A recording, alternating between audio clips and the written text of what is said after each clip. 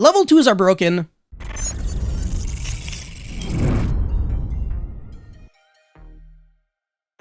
What's going on, guys? This is Miasin and welcome to my Splight Frog Evil Twin. Basically just a pile of cards that are good. Smile. But before this video starts, of course, make sure you like and subscribe, check me out on Twitch and Instagram, and now let's proceed. So this deck, I want to say, is probably tier 0 when we're going to be getting it in the TCG. It's unfair. It can play a lot of hand traps, obviously, as you can clearly tell. I'm playing 3 Ash, 2 Ogre, 3 Veiler, and 3 Imperm. But on top of that, it is ridiculously consistent to the point where I was unable to brick, honestly. Like, literally just having 2 level 2 monsters on the field is literally an unbreakable board, which is insanity, and you only need like 1 or maximum 2 cards to achieve that, so the rest of your hand can be cards that allow you to help you going second or through hand traps like maybe Called by the Grave, or if you want to play triple tactic talents, the world is your oyster. Oyster as in, you know, you're playing frogs, but whatever. So yeah, 3 Ash, 2 Ogre, I might actually swap for something else because swap, oh my god, dude, I'm so funny. But yeah, I might actually change Ghost Ogre for another hand trap in the future because Ogre is only good because we have Journey of Destiny, Fateful Adventure, but outside of that card, it honestly sucks ass. Assuming that the Brave token dies by the time we get to that theme, the Splight monsters, I might actually consider maybe playing Ghost Bell or something else, I don't know, but definitely not Nibiru because if you run into a Splight heavy format, Nibiru would just be complete garbage. So anyways, I'm playing 3 Splight Jet. This searches a spell or trap from your deck to your hand, as well as 3 Splight Blue, which searches a monster from your deck to your hand. And I'm only playing 1 red and 1 carrot. So carrot is the spell and trap negate by tributing a level or rank or link to monster, and red is a monster negate, so the exact same thing, just the counterpart to carrot. So 8 Splight monsters, and we're playing the starter, which is literally a starter. It summons a Splight monster directly from your deck, can be used on draw phase to play around Droll and Effect Veiler, and you lose life points that matches the attack of the... Life points are relevant when you kill your opponent, and with style, by the way, because you're making toads, you're making big boys, oh my, you're making so many negates, it's actually not even funny. It's funny for you, but not funny for your opponent, because your opponent will be crying. Anyways, that's it for these Splight monsters. Now for the Frog monsters, I'm playing like a more minimal version because I'm only playing 2 Doofrog. I guess 3 Doofrog would be a little too much. I don't really recommend that. But yeah, 2 Ronin Totem just in case you get hit by like DD Crow or something stupid. Even though, honestly, if you want to play 1 Ronin Totem, I completely respect that. I think there's a lot of merit to that. But yeah, 3 Swap Frog, definitely a must, and then 2 Doofrog, probably like the maximum because 3 is unacceptable. But yeah, for the Live Twin monsters, I'm playing 3 Kisikil with 3 Leela. Both of these cards are 1-card starters. Now, I don't really recommend playing way too many Evil Twin monsters with like the other ones that summon themselves only when you have like their counterpart. It's really just not worth it because you might actually run it into hands where you draw like that extender with like no Live Twin monsters, but like with a frog and with like a jet or something whack, and you'll be like, I wish I didn't play these cards.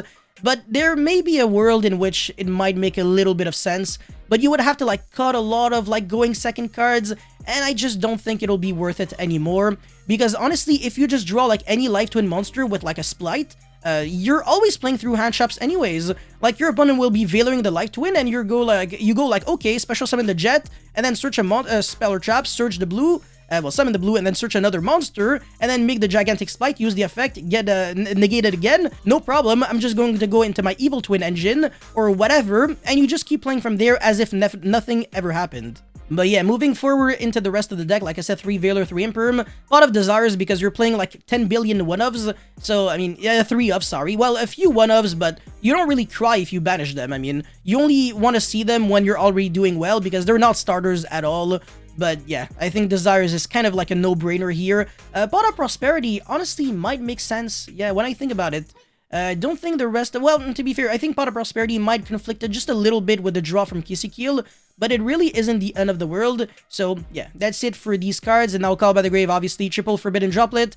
Really like the synergy that Droplet has with the Live Twin monsters. So if your opponent goes like Veiler or Sword Soul Chijiao, negate one of your Kisikil, you go Forbidden Drop Chain, and then send your monster as a cost, negate something else, not even the Chijiao, who cares, and you will be summoning a monster that is going to be triggering again in a separate chain link. So that's actually kind of cool. It's basically like a free negate another card, and you dodge like a hand trap. So in a way, it almost acts as a Call by the Grave when you're going second. Not going first though, because your opponent will not have monsters on the field. and obviously 3 Splight starters. So that's it for this deck. 40 card deck with 29 monsters. Definitely what I can consider a semi-combo deck, because obviously it's still kind of got that mid-range feel because it plays Toad, it plays Frogs with like a bunch of hand traps, but it's still super aggressive. Anyways, for the extra deck, I'm playing 1 Zeus because I'm trying to play a lot of Xyz monsters, but it's a little hard to summon because it's not like rank 2. So if you're locked under like Splight or Starter or whatever, it might be like impossible to make. Anyways, we still got like our 3 Toads. Toad control is always a good win condition. Sky Cavalry Centauria, fantastic effect. I love the card so much. Very, very good. 2 Gigantic Splight. Of course, the card is broken. Summons a monster from deck. This is ridiculous. And it protects you from Nibiru. Like, really? Did it really have to be that unfair? Oh my god. And by the way, you can make this card with like no level 2 monsters in theory. You can use 2 Link 2 monsters you control to make this card. What?